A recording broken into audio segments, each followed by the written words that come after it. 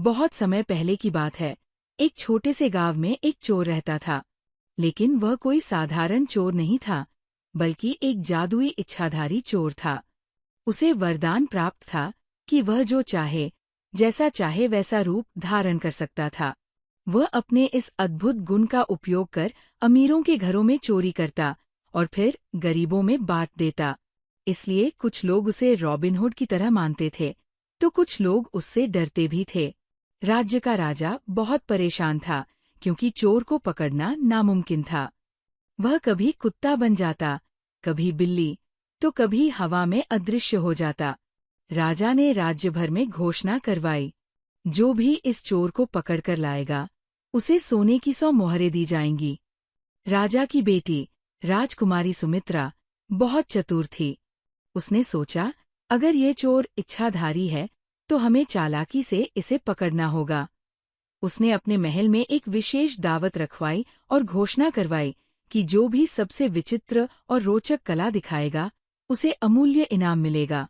चोर को लगा कि यह उसके लिए सुनहरा मौका है। उसने एक जादुई बाज का रूप धारण किया और महल में आ गया। जैसे ही उसने अपनी कला दिखानी शुरू की, राजकुमारी ने अचानक एक विशेष दर्पण उसके सामने रख दिया। ये कोई साधारण दर्पण नहीं था, बल्कि जादुई दर्पण था, जो इच्छाधारी जीवों को उनकी असली पहचान में वापस ला देता था। जैसे ही चोर ने खुद को देखा, वह फिर से अपने असली रूप में आ गया। महल के सैनिकों ने उसे तुरंत पकड़ लिया।